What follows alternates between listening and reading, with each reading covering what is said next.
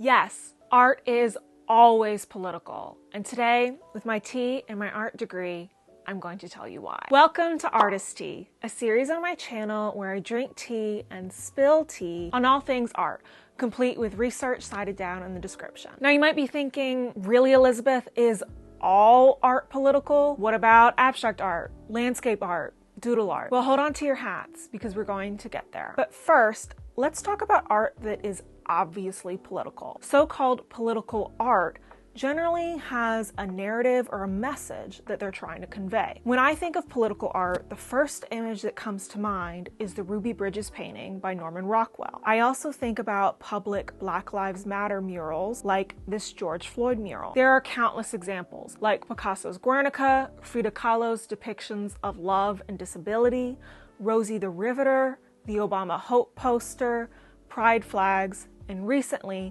pro-Palestinian art. The examples are really endless. If you look and see what all these have in common, they all have to do with or are created by marginalized people. Which brings up the question, is the mere existence of marginalized people politicized? But let's circle back to art that isn't obviously political. I'm going to use abstract art as an example because it's my favorite type of art and most people don't think it's political. Abstract artist Sam Gillen said it best. Abstract art messes with you. What you think isn't all. It challenges you to understand that something is different. You can watch Sam's whole interview here on the Louisiana channel. Abstract art doesn't have a clear narrative. It breaks the mold of what you think art is, which in and of itself is resistance. Abstract art evokes a raw emotional reaction. It doesn't tell you what or how to feel.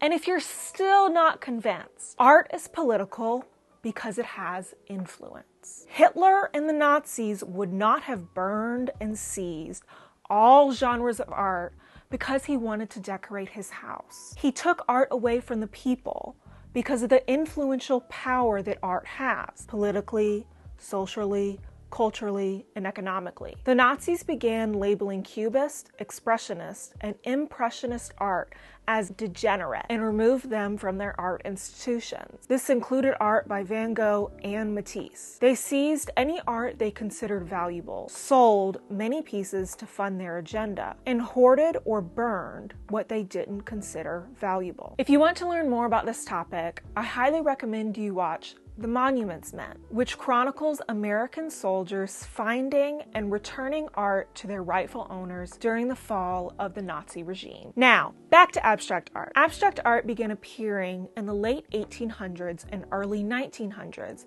as a way to reject classism, romanticism, impressionism. In other words, art that was born out of rebellion to the art at the time. In the early 1940s, a new kind of abstract art emerged, abstract expressionism, which I am heavily inspired by. This includes people like Rothko, Kandinsky, de Kooning, Klein, and Joan Mitchell. Abstract expressionists' goals were to break away from convention, create authentic and soul-bearing art, and express their concerns in a war-torn and post-war world. Abstract expressionists were inspired by primitive art and wanted to create intuitive, free-flowing, and pure expressions of the self and the collective psyche. All of that sounds pretty political to me.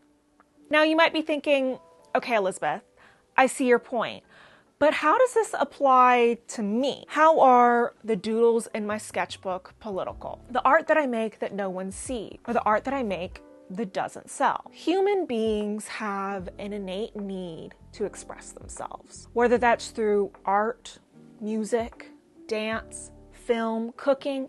The list is endless. Life is so expansive and we experience so much. We have to have a way to process these things, to express these things.